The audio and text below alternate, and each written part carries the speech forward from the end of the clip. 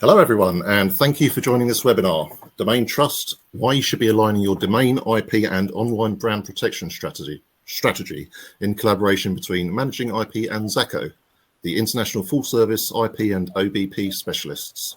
My name's Phil Myers, and I'll be moderating this webinar as the commercial editor of MIP. I'm delighted to be joined today by Magnus Lundahl, Nicholas Jonsson, and Christian Elftorp from Zacco.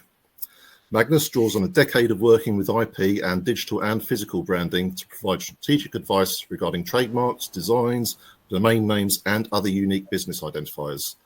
Nicholas drives innovation within digital brand, maintaining responsibility for services across Germany, Denmark, Norway, and southern Sweden, and helping clients to manage, control, and protect their domains and online brand identity.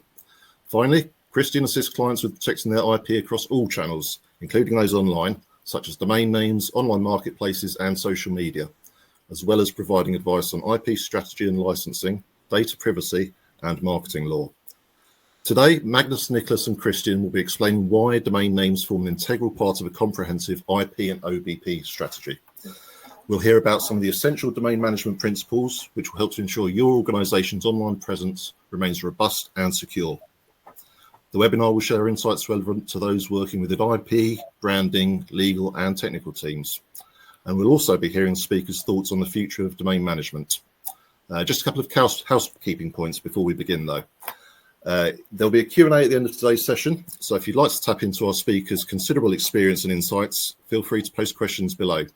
And finally, if you have any technical difficulties, just refresh your window and this hopefully should correct it.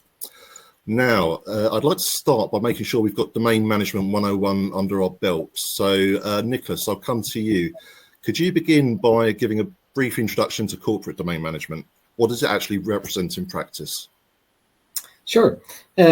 Corporate domain management is the practice of managing domains from a strategic corporate perspective, where the actual management of the domains, such as registrations, renewals, day-to-day technical changes, is a core aspect, but where things like access control, security, strategic planning, and legal capabilities are also core aspects.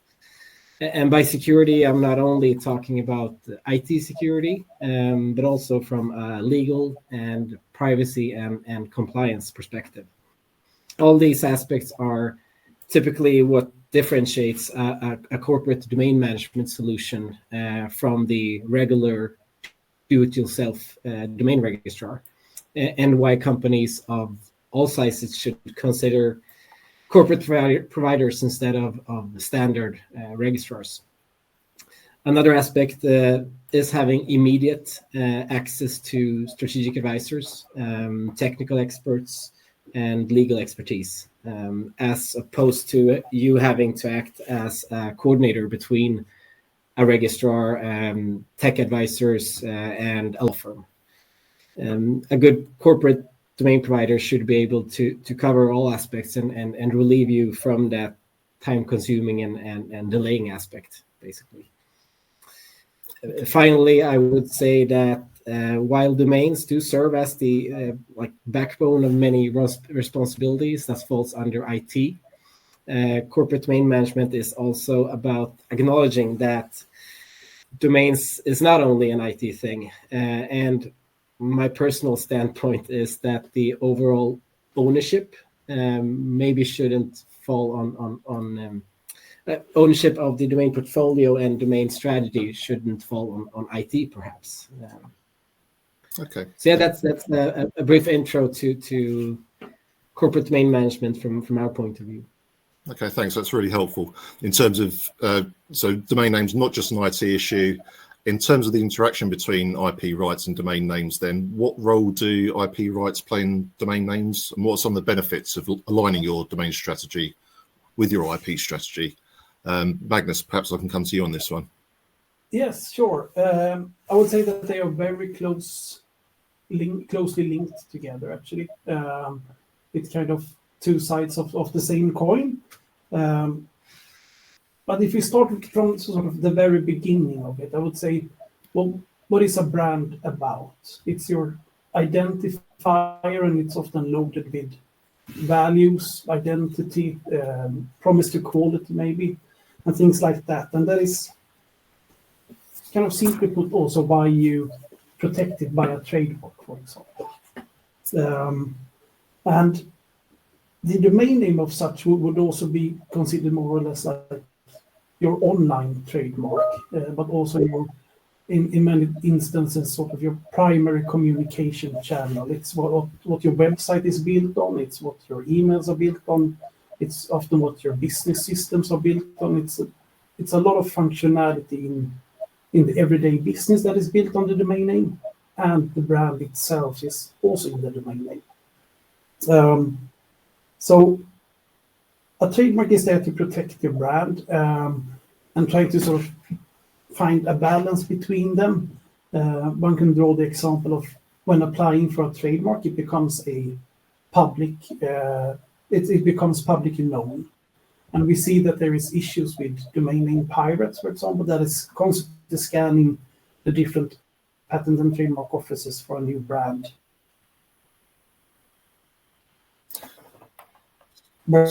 So I think we've just lost our Gothenburg office there, but perhaps... The management services.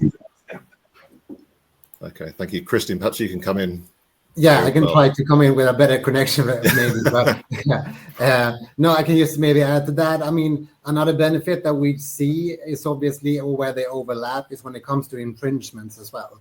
So obviously, many of our clients have issues with infringements online, but also within domain names where a third party are using our clients' brands within the domain to, promote a commercial website, which might be competing with your business.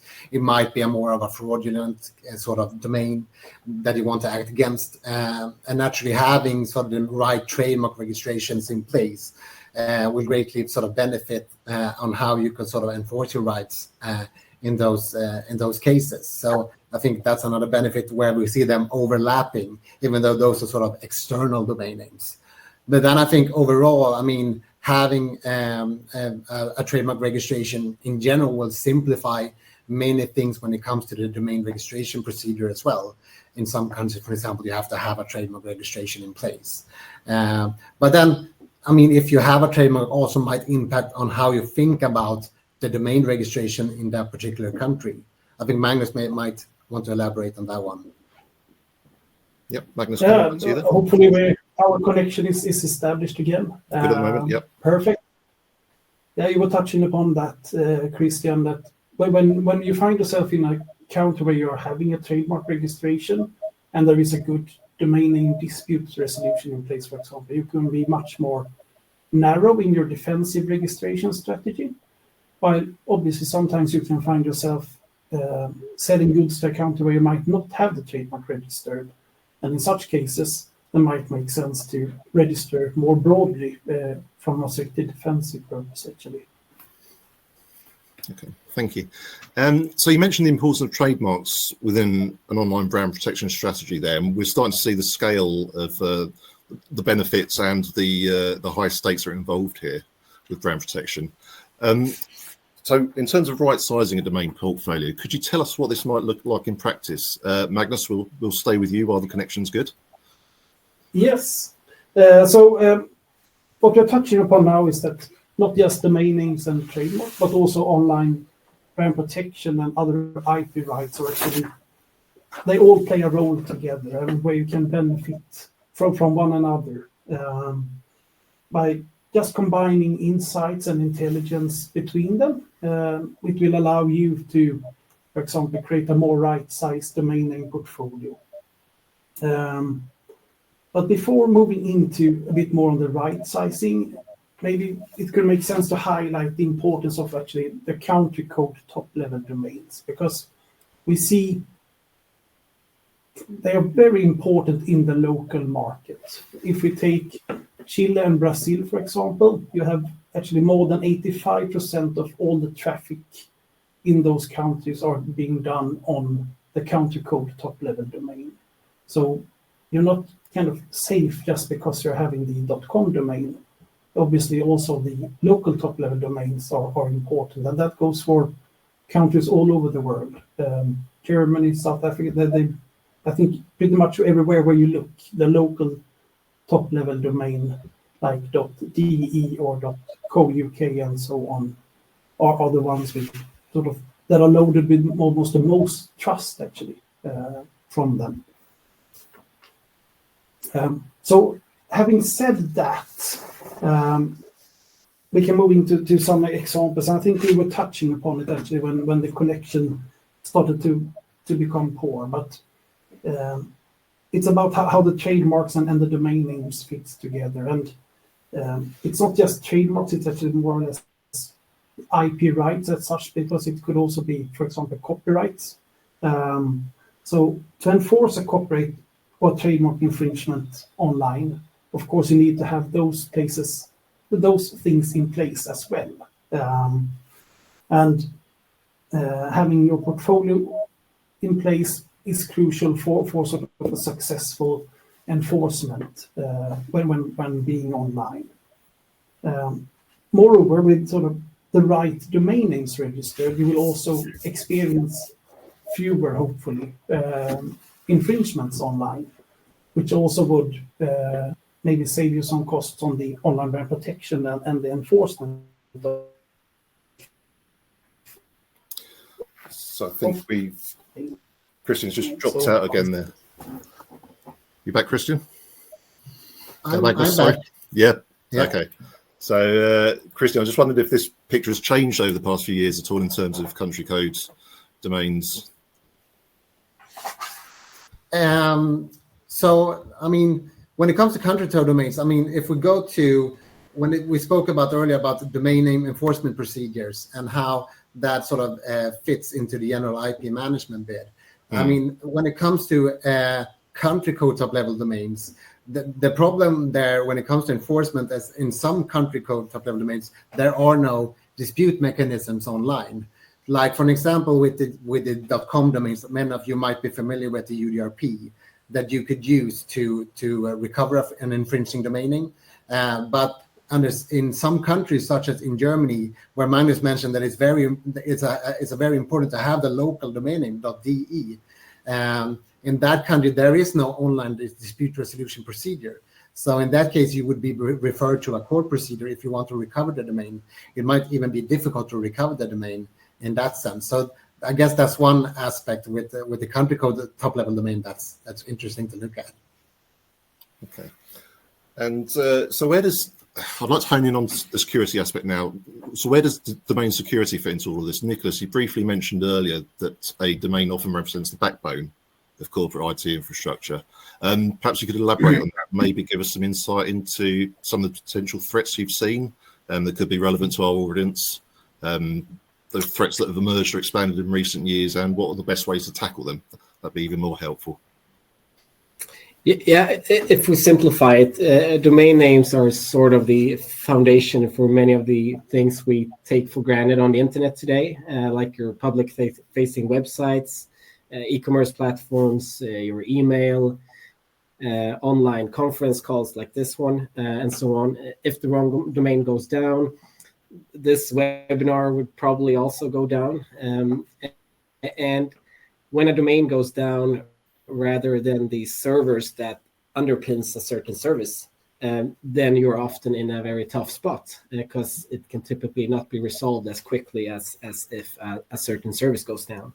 And even worse, if a domain gets hijacked, someone gains control of your domain and basically seals it, making you lose control of it, then you're in a very tough spot because that can take days or even weeks or more to resolve.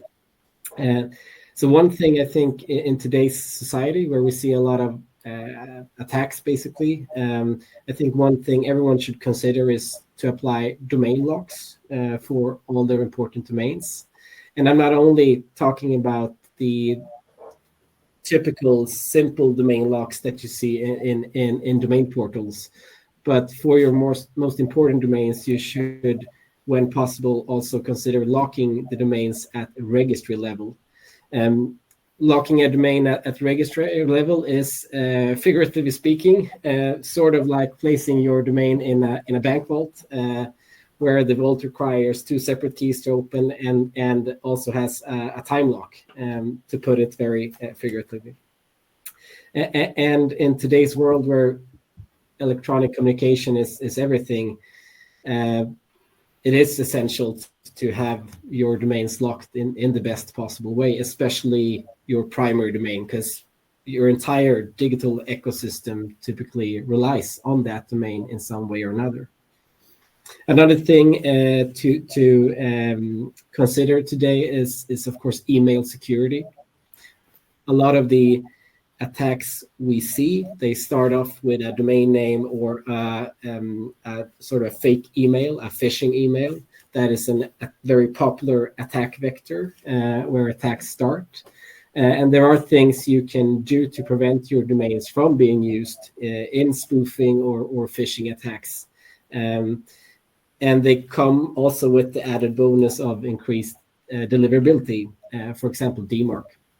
And one thing many forget is to only focus on their sending domains. So you put a lot of effort into your sending domains that sends email, but you forget about the rest of the domains. There are things you can do with them as well to prevent them from being used in spoofing. So that's one thing to take with you, not only to look at your primary domains. Because if your like secondary domains are used in spoofing and one does a check on that domain, it looks like it belongs to you, makes it look genuine. So there are things to implement also on secondary domains. From a legal and compliance perspective, I'd say that access control is another very important factor. Typically in the domain space, if you look at the regular registrars and do-it-yourself portals, and also some corporate providers, it's all or nothing. And by that, I mean, if you have access, you have access to everything. And it's quite easy to argue that there's no reason why IT staff, for example, an IT technician or whatever, should have access to be able to cancel, delete, or transfer your primary.com domain. They should have access to what is relevant for them, but not to be able to delete an important domain. And access basically should be restricted to a need-to-have basis rather than a nice-to-have, which is often the case, as mentioned. Okay. And Christian, maybe you would say something about, I mentioned phishing and all the problems our clients are experiencing. Yeah, I mean, phishing, I think, is something we see for more and more clients, and we see it increasing in scale quite a lot. And I think, I mean, obviously, that's sort of an overlap between IP infringements and IP abuse and pure fraud, basically. But what I think is really important to have in place there is a clear procedure on what do you do in those situations. So first of all, how do you detect them quickly? And once you do detect them, how do you swiftly take them down in an efficient manner? Because we all know a phishing scam itself is damaging, but it will become even more damaging if it takes a long time to have it removed. But if you can show to your customers that we have a procedure in place to have it swiftly taken down, we follow that precisely in this situation, that will sort of minimize the damaging effect from a phishing scam. So I think that's important to have in place. And one thing, Tyler, is also to have a budget for the unexpected infringements. I mean, most companies of today, they will be probably every year the victim of phishing attacks or domain impersonation and so on. So have that in your budget and be prepared, as Christian said, to not only to be able to act, but also to be able to quickly make a decision without having to consider if you have a budget for it or not. Okay. So I think we're starting to talk about best practice here, but before we move on to that, I'd just like to just make sure we've covered off other forms of domain security, perhaps. So you mentioned tools that secure domain infrastructure there, registry locks, DMARC. Are there any other attack vectors we haven't talked about? Nicholas, I'll come back to you there. Yeah, sure. Another example, maybe a bit more technical and perhaps more suited for an IT audience, but that is DNSSEC. To put it very simple, one could say that DNS is the hosting side of domain names, whereas web servers and cloud services and all that are used to host actual websites and technical services and platforms, etc. DNS is the hosting of the actual domain name. It's the network through which all traffic that goes through a domain is directed, and that can be manipulated, basically, or to put it very simple. And I'm not going to go into detail about DNSSEC here today, but it's important to know that it exists and that there are both pros and cons with DNSSEC. It's not as simple to say that you should have it, but you should consider it, and you should, if you implement with caution and have procedures in place for how to deal with DNSSEC. Basically what it does is encrypt that traffic to avoid it from being manipulated, or the traffic direction. Okay. So that's maybe another thing to mention when talking about the domain security. Okay, thank you. I see we've got some questions coming in from the audience as well, but I'll come back to Magnus for now. And if you do have a question for our speakers, do raise it through the box below. I'll come back to Magnus now, though. We've not heard from him for a while. Domain management best practice, what can be done? We've obviously covered some of the cybersecurity aspects, but what about other areas such as domain monitoring, managed services? How do they fit into what you could call good domain hygiene, if you like? I would say it's about domain trust and ultimately brand value, actually. You don't want to find yourself in a situation where someone else is using your brand in a domain name and start to maybe sell counterfeits, run email scans, distribute malware. All of these things would cause a damage to your actual brand value. And by having monitoring services, this allows you to detect it sort of in time and gives you an opportunity to prevent it. Because if I, as a consumer, buy something online with a specific brand in the domain name, I would most likely expect it to be the real thing that I'm buying. But if it's a counterfeit, it most likely is of poorer quality, and I would experience I would have a bad experience of the brand that I am buying, although it's a counterfeit. But since I bought it from a domain name that seems okay, it's actually causing brand damage as such. So therefore, the earlier you can stop this, the better, I would say. Essentially, we are talking about monitoring the domain name system to find fraudulent domains.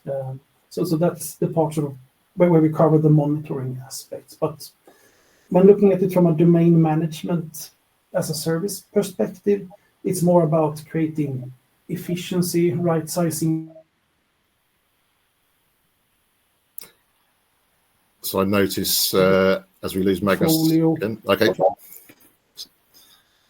You there, Magnus? Are we all right? Yeah. Okay. I see we've got a question about potential consequences, so I'm sure we'll be coming back to you later in terms of if it doesn't go quite right. But if we're happy to move on, perhaps Nicholas and Christian can have a go on. Are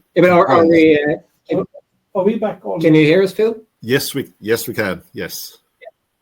Would you like to continue? Maybe you can finish what you were saying. Yes. So I think I was on the compliance part. That compliance is also for your for the reason why working with a corporate domain management solution, and that you need to work with someone who does this every day too, so you're updated on the compliance questions, and help you sort of navigate and avoid unnecessary pitfalls, really. That was, I guess, what I really wanted to add to that, actually. Okay. Nicholas, Christian, anything more to add on compliance there? Regulatory aspects underpinning good domain hygiene? When talking about domains, people tend to think, not all, but at least some, tend to think that it's all about the .com. And the rules and policies that govern .com domains. Many think that it's the same rules that applies to all domains. And while the policies and rules for .com domains and other generic domains are pretty straightforward and well known today, it is not. I mean, the risks with the .com domains and other generic domains is not having good domain hygiene and not following the rules. Is the risks are less tangible. It typically doesn't happen that much if your whois data is not up to date on a .com domain. It's very rare that something actually happens. But when it comes to country code domains, it's which is, as Magnus said before, very much a thing outside of the US. I mean, if you look here, I live in Sweden. I would say that on a regular day, 8 out of 10 websites I visit are .se domain on a normal day. So outside of the US, country code domains is still very much a thing and will continue to be. And then it's a completely different story. So simply not having the proper most recent company name or address or whatever it might be in the database could lead to full suspension or deactivation of a domain name within as little as 30 days from discovery. And the registries themselves, they do regular checks against the company databases, etc. And if they detect that your data isn't up to date, they send you perhaps an email. If that email address isn't up to date, you're at risk not seeing that complaint, and your domain gets suspended. Well, we can take Denmark as an example. They have recently implemented a quite strict owner verification process, also for existing domains. And it can be a post on your legacy domain at any point in time, basically. The requirements are somewhat extensive, and we've seen that foreign companies are struggling with the process. So in short, keeping your portfolio up to date in terms of owner data and contact details becomes more and more important for country code domains. And the registries, why they're doing this is basically to combat fraudulent registrations and fake owner data, which is a huge problem. We see that when we file domain disputes, that 9 out of 10 times the owner data is basically. I had a case last year where the counterparty was the Prime Minister of Denmark, according to the owner data. So it is a good thing that they're doing this, especially for IP owners, because it makes the enforcement easier. But it also requires good domain hygiene, and it's essential that IP owners make sure that their own domains are well managed and that they have the proper details in the databases, because it applies also to them and not only to the fraudsters. Okay. And I can also add, maybe, I mean, when it comes to compliance, what I'm thinking about as well is when it comes to employees and partners and distributors, etc., registering domains in a legitimate sort of way. They don't have a bad faith intent, but they do not follow the typical sort of procedure that they're supposed to be following when it comes to registering a domain for a company. So that's quite common that we see. And I mean, there's a bunch of downsides with doing that. It's not cost efficient. You will risk losing control because you don't know essentially which assets that you do have. So that's another thing when it comes to compliance, where monitoring solutions are a good thing to have in place, not only to detect infringements or abuse, but also to monitor for unauthorized registrations by legitimate parties, so to speak. And so I think it's a good procedure to have some internal policies where you explain what you're supposed to be doing. And even if the people that don't know about that, then you detect it through a monitoring solution, and then you follow up with that person in hopefully a nice and friendly way, saying that thanks for trying, but we need to follow this procedure. So that's another common thing that we see, and where it also makes sense to have sort of monitoring solutions in place for that purpose. Okay. Thanks. There's some good nuggets to take away here. I'll just remind our audience as well that the webinar will be available afterwards if you'd like to run through any of the suggestions here. But throwing it forward now, I'd like to get an idea of, based on your experience, how you see the future of domain management developing. Nicholas and Christian, perhaps I'll get your views there. Sure. That's a good question. For corporations, I'm certain that domain security and compliance will continue to become more and more important, not only because of the many attacks where domains are used as an entry point or enabler, but also because of the increased focus on abuse, compliance, and fraud, both from the domain industry, but also from the registry operators. And I also know that like the IP community is advocating for this as well.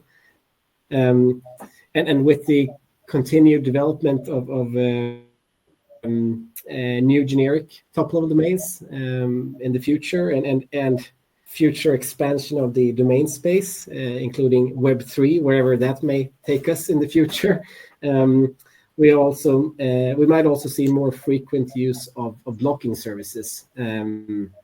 In my opinion, compared with today.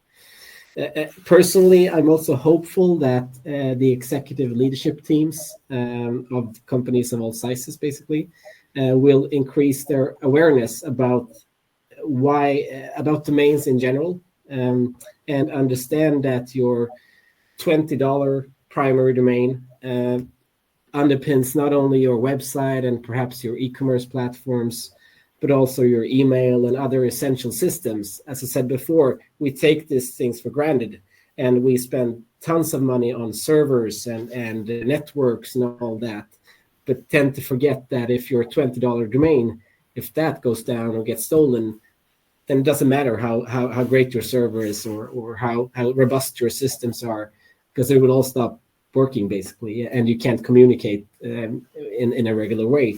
So that is something that I hope in the future that will become even more acknowledged, the importance of having a robust infrastructure for your primary domains, and that domains will be treated as the important single point of failure asset that they are. Yeah, and I mean, from my point of view, what I can add, first of all, I agree with what Niklas said, but I'd like to add that I think, I mean, for the reason we described today, I do think that domain management will be more tied to trademark management because they are so interacting with each other, and there's various benefits of combining the strategies with them. So, I think we will see more and more sort of automated solutions where you get sort of AI technology making suggestions on, where you might have loopholes in the portfolios, etc. I'm sure a lot of people in this webinar is wondering what is the future of trademark management when it comes to AI technology. I think they will follow each other a lot, and when it comes to trademark management and domain management. So I think that we're relatively soon there, actually. Okay. Yeah, we've got a question. And maybe to add to that, what we have seen in the recent years is that plenty of our clients now, it's a requirement that when they initiate a new RFP or similar, they see domains and trademarks as one common thing basically, and they require their providers to be able to do both. So that is something we have seen, and I think, as Christian said, that will continue to evolve. Yeah, and obviously we also see customers where maybe they have a green light when they do the trademark search when they have a new brand, but if the domain names are taken, they often opt out to go with that brand because the domain names are such an essential piece to sort of get a good start of your new brand. That's also something that we see more and more. You touched upon the blocking services. Something like a global block that is coming now will be interesting to see, and see how things are evolving in that space, actually, to allow brand owners to have more control of the brand online. Okay, so it sounds like the awareness is growing, and possibly isn't quite at the level you'd like to see yet. So we're coming to the end of this section of the webinar. I'd just like to get a brief summary, going back to the nuggets I talked about earlier, and we've got some questions coming up shortly. But I'd like to go around the table and tables, and if you could sum it up, please, Niklas, Christian, and Magnus, just what are the most important points that organisations should take away from today? Should I start? Yeah, please go ahead. I would say that understanding that a domain name is more than just a responsibility for IT, and especially domain names in a bigger picture or the overall picture. Domain names should be treated as valuable assets. And as I recently mentioned, your primary $20 domain should be managed in the best and safest way possible. Because if that is stolen or goes down for whatever reason, it could end up costing a fortune. So yeah, review and enhance your security, create or build awareness within the organization what a domain actually does and how it can how mistakes or illicit actions can actually negatively affect the organization. Okay.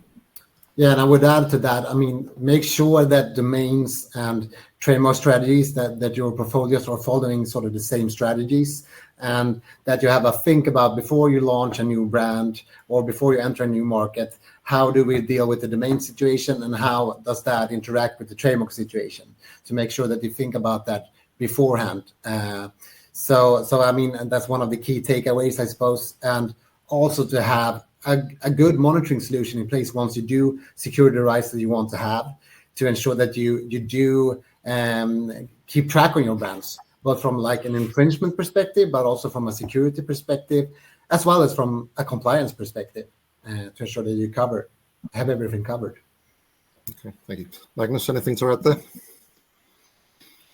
Yeah, maybe one final point to make, and it's about the upcoming .brand program, where you as a brand owner will have a possibility to apply for your own TLD. There was an opening for the back in 2012, I think, if I remember the year correctly, where a lot of brand owners actually applied for their own top-level domain. We can see that a lot of them did not have a plan with it, and therefore now they have abandoned them because they were maybe primarily done in a defensive purpose, because they were afraid that someone else might actually register your brand. Nowadays, with this upcoming one, I think that the ones applying now will actually have a plan, which makes me think that in the future we will actually see more .brands in use. There are, of course, already some out there. If you want some examples, you can have a look at search.google. You could have news.fox, for example. You could also do home.barclays, where Barclays as a bank really have brought the security aspect into it, because having your own .brand also applies a number of new or more security layers on your domain names, actually. Okay. So I think there are some good takeaways there from all three of you. So I think now we'll move on to the questions from the audience. Start perhaps with the beginning of the process. Where do you start with formalising an internal domain name lapse policy? Who would like to pick this one up? Pretty big one. I can give it a try, because that's a delicate question, when to cancel domains and which domains should cancel, which should keep, and so on. That's a question we have every year, basically, with our clients when we review their portfolios. And I mean, there's no definite easy answer to that question. It boils down to a number of things, but I saw an IT investigator recently posted an interesting thing on LinkedIn recently, where he actually identified a bunch of domains that were had been lapsed by an organization, and also by police departments and by the attorney general organization of that country. And then he did scans on those domains and found quite quickly a number of accounts and email addresses that were still sort of out there. And he managed within a few days to gather plenty of confidential information and all that through those domains. So it's a complicated question, and I don't think there's a straight answer. But in short, I tend to say that if you don't have any use for the domain name, anymore. There are no defensive purposes with it.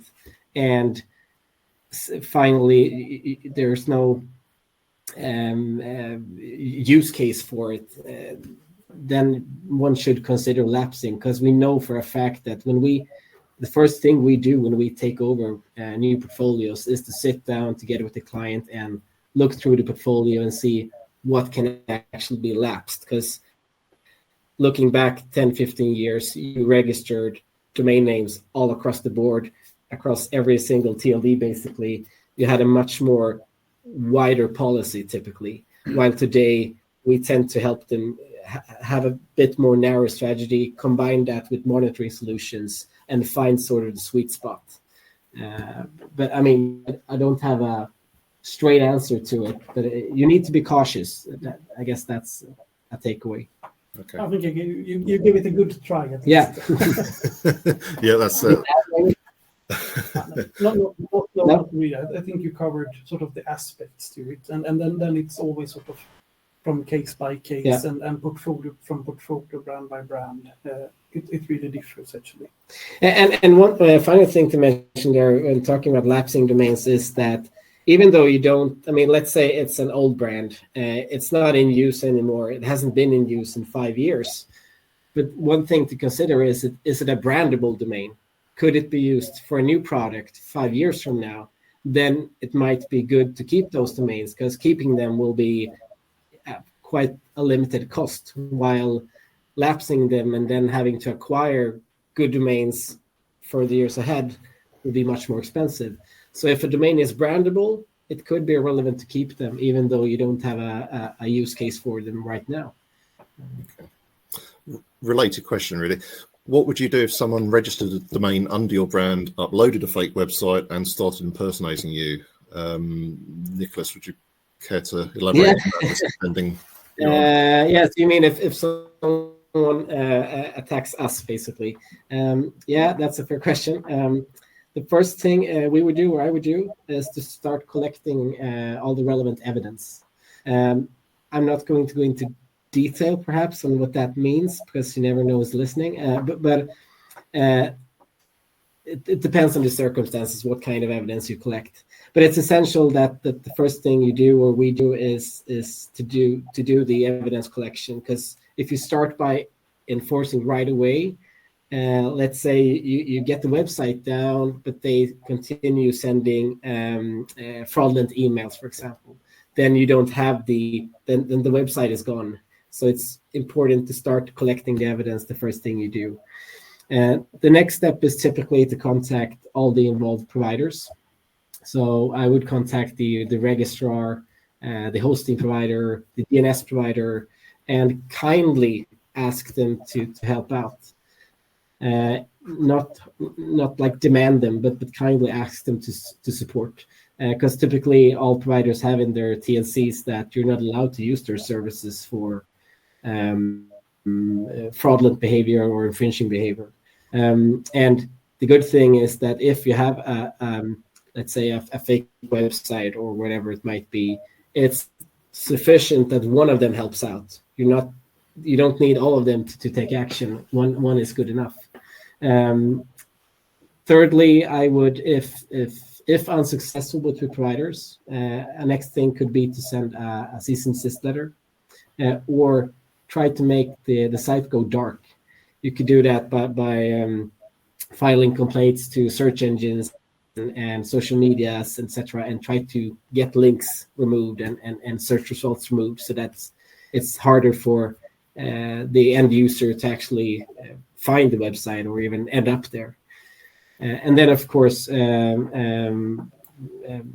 finally, if none of these actions work, or if you think that you need to recover the domain even though it's down, filing a domain dispute or court action or whatever is needed is the final step. Okay. So yeah, that's what I would do in that order as a best practice.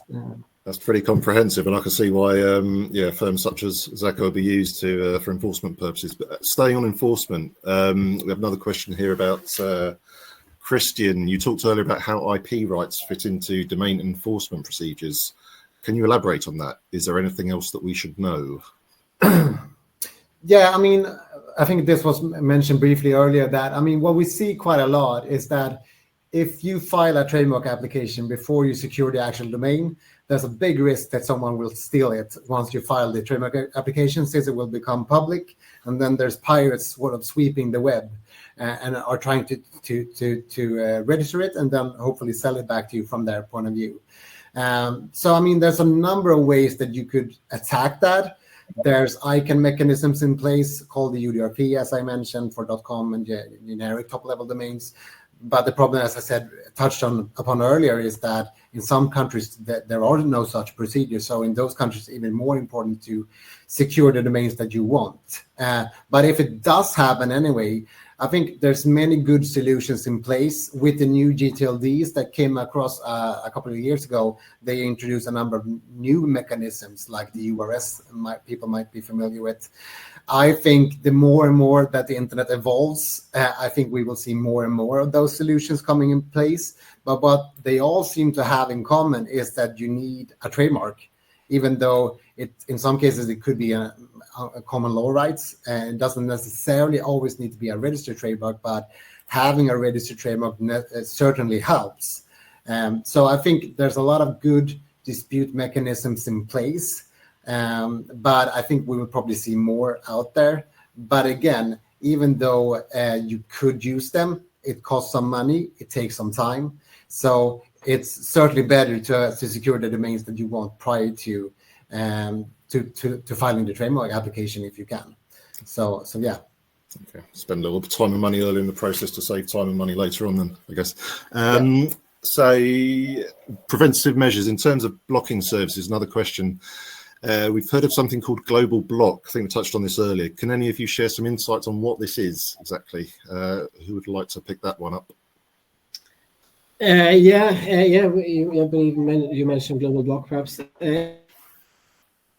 It's for those of you who doesn't know what a block is. It's basically a way to block a certain string, word, or trademark across a large number of extensions or top-level domains. So instead of you having to register each domain individually, basically the mark or the string is blocked across hundreds of extensions. That saves you time and money typically, because you don't need to renew and manage the domains or administer them. They are blocked instead. And while it might be cost effective, sometimes one could argue that it's not, because if you don't use a block, you wouldn't have bought all those domains. So the use case is depending on your philosophy and how defensive you want to be. But it's a convenient way of defending your brand across a large number of top-level domains. And previously there have been blocks like the Domains Protected Marks list, which covered a number of 100 extensions. We also seen the adult block, which covers pornographic-related extensions. And now the latest one is Global Block, which I think covers around 600 something extensions, which is, to the best of my knowledge, the largest coverage so far. It's also interesting because it covers also some country code domains, and it spans across several registries. What we've seen before, like with the DPML, was that it covered only extensions that the same registry operator was responsible for. Now we see going across several operators, and as I mentioned, also country code domains. The extension of the list of country code domains is still quite small, but I think it's growing. We also have another new blocking service called NameBlock, which is basically a competing alternative to Global Block, albeit a bit different. So as I think I said it before today, that I think that in the future, due to the nature of the domain system growing and the domain space growing, all the new GTLDs and so on. I think that blocking services will become a bigger thing going ahead for that very reason. Okay. Yeah. Thanks, Nicholas. So we've got 3 questions left at this stage. I'll go for a strategic one first, if you like, from an IP attorney. Would you please clarify what are the potential consequences of not having these strategies aligned? And I know this has been a focus throughout the webinar of joining the elements up here, but who would like to reply to this question? I could start with that because I think my connection kind of interrupted when I was about to touch a bit more on that subject before. So from a trademark and domain perspective, by not having them aligned, you might up registering trademarks where you can't get hold of the domain names because you have done it sort of in the wrong order. When registering domain names in specific markets, if you are aligning where you have your trademark protection, you can have a much sort of more narrow defensive purpose with your registrations, which means that you ultimately end up with having to not register as many domain names as you would have done if you wouldn't have aligned it with your trademark protection. And then to add to that, you should also remember the intelligence that you get or the data you get from working with an online brand protection solution that many does today as well. Let's say that you, through the OBP solution, you identify that you have a couple of markets that are typical problem markets for your brand. It might be China and Indonesia. So in those 2 jurisdictions, from a domain perspective, maybe you should consider having more domains registered in a defensive purpose, while on other markets like then, let's say, Japan and South Korea, where you're having fewer problems, you can have a much more narrow defensive registry policy. And by doing so and letting your domain strategy be sort of a bit more tailored from market to market and not treat each country the same, I think you will end up with a much more right domain portfolio for your circumstances. And also on the if you have even if you have a trademark in a certain country, it might not be that there are any simplified dispute resolution policies available. Germany is one example, so it could also be relevant to factor that in when doing what you just said. How does the rules look like in that specific country? But in some countries, you actually need to go to court to manage a domain name infringement. So obviously, that's a very good point, Niklas. Okay, thanks, Magnus. We'll stay on the jurisdiction-specific approach, I think, with the next question. Hello, we as a company employ a brand protection software to track and enforce domains and websites that infringe our trademarks and copyrights. Because of GDPR, tracking ownership and enforcing domains is a big headache, as we've heard today. Are there any authorities in Europe that can help with domain and website takedowns? Thanks. So I think it's a good question. There's several aspects of that. I think when it comes to the GDPR and that they're hiding ownership, that is, of course, one of the downside from an infringement perspective, that you can't track them in the same way that you could previously. I mean, what you still can do if you do file, for an example, a UDRP procedure or a UDRP complaint, they will disclose the underlying registrant of the domains. So there's a way to sort of, the same goes if you file a court claim, for an example, that you will find out who's the actual owner of the domains. But when it comes to authorities who can help take them down, I mean, we've been discussing sometimes with police authorities in different countries. They are sometimes helpful and can sometimes help. The problem is that they have such huge amount of workload and problems to address. So it's not at the top of their priorities, to say the least, I think. But we've had cases where the police authority has been helpful. So that could be one way, especially if it's a very large scam, for an example. It could be worthwhile to contact them. But in general, it's difficult to get them to prioritize it. But in some cases, it might work. to add to that, the jurisdiction aspect can also be complicated, because let's say you have a website that is targeting European customers. The domain is registered through a registrar in Panama. The contact details used to register the domain name are fake. The website is hosted on servers in another country, in another continent. The DNS provider is based in China, etc. So it's very hard and complex sometimes to navigate, even for authorities, where you should target your efforts and who you should target. Even if you file a UDRP, as mentioned before, the data could be fake also on the domain side. So the fact that GDPR means that WIS data is hidden doesn't necessarily mean that much, because in many cases when there's a fraudulent domain, the underlying data is also fake.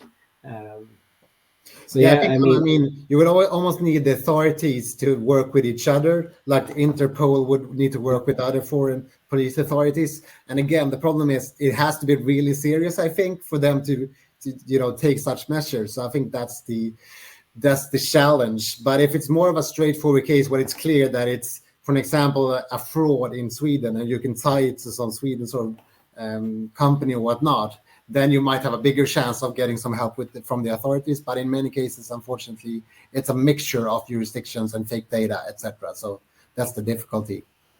Okay. Yeah, especially when you are in a situation where as I mentioned before, there are situations where if the hosting provider is in a certain country and the domain registrar in a different, and there are plenty of providers out there that are reluctant to help IP owners, because their customer base basically exists of a lot of fraudulent websites and domains. And then there are things you can do other than domain disputes and takedown actions. I mentioned them before, but can say it again. For example, making the sites go dark. And by that, I mean contacting Google and other search engines to delist the website so that they're not visible in search results.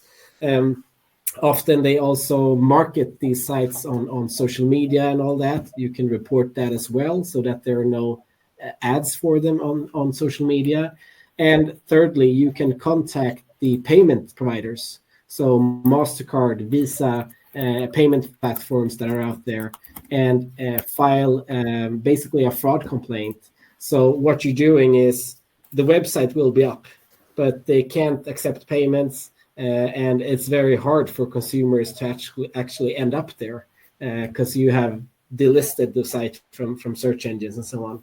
So there are things you can do when none of the providers will cooperate, and you might not have a case for a domain dispute, because maybe the domain is a random domain, but the content is infringing. So yeah, there are things you can do even when it seems hopeless. Okay, thank you. I should add as well that the person who raised the question, he said he wanted to add that hosting providers are generally not very helpful, especially shady hosting providers. So, then I guess I answered that as well. So aware of the time, final question, I think, and you mentioned social media there. So what are your experiences with social media? Our experience is that platforms such as Meta and Google are increasingly created automated processes for breaches, and that accounts are being shut down that should not be shut down, and vice versa. How do you handle this in the best way when, as mentioned, all management from the platforms is becoming more automated and not handled by departments and people? So would anyone like to? I mean, that's a good question as well. I think Yeah, go ahead. Sorry. I think, I mean, I guess that's one of the downsides with it being automated. I have a friend who used to work for one of the big social media platforms as an IP counsel. The problem with those platforms is they have so many complaints, and they have a lot of complaints relating to very serious matters like child pornography or terrorism, etc. So they tend to focus on those sort of issues rather than IP infringements. So they got a lot of criticism for not responding swiftly enough to IP complaints, etc. So that's why I think they introduce more and more automated solutions. And sometimes it gets wrong, unfortunately. That's the downside of it. But I think the alternative would be if it would be much more longer response time.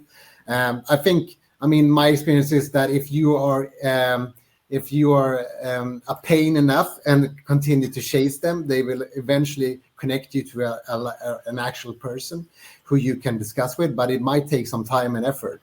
So I guess that's the thing I know of to do. And Niklas, I'm not sure if you have any further. Yeah, I can agree with the question in that it has become sort of a bit more complicated, and I think it was mentioned that they even shut down the wrong things sometimes, and that we have seen as well. We report one thing, and they, instead of shutting down the thing we report, they shut down the actual like site or the genuine site. So it has become more problematic. We've also seen on X, or former Twitter, the response time are way longer now than before, probably because Musk fired most of the staff. I'm not sure if that relates to one another, but could be. So we are seeing that it is becoming a bit more harder than before to enforce on social media platforms. Hopefully it's something they will realize themselves and become better at. I say hopefully, but I guess time will tell. And until then, as Christian said, you can either keep doing it over and over again, or with your online brand protection provider, they often have liaison officers that works closely with the social media companies and the marketplaces and so on, when you need to sort of get around the first line of defense. Okay. Yeah, I can just add just a final thing on that. I think it's difficult, obviously, to do something as a single provider. I think we have to come along as a trademark community through INTA, through ICANN, etc., to try to push the social media platforms to do more. And so I think we need to focus on that even more. I think in INTA meetings, in ICANN meetings, to try to come along or to try to get them to work with us in a better way. Okay. Agreed. It'll be interesting to see what the future holds then. And as the banner behind you, Magnus and Nicholas, says, the future of intellectual property. We'll see what that involves. But sadly, that is all that we've got time for today. We've come to the end of the hour. Thanks to Magnus and Nicholas and Christian for joining us from Zacco and providing some great insights and that look into the future. And thank you to everyone watching, of course. We hope it's been useful. The recording will shortly be available to watch back and share with others. Enjoy the rest of your day. Thanks for listening. Thank you very much. Thank you.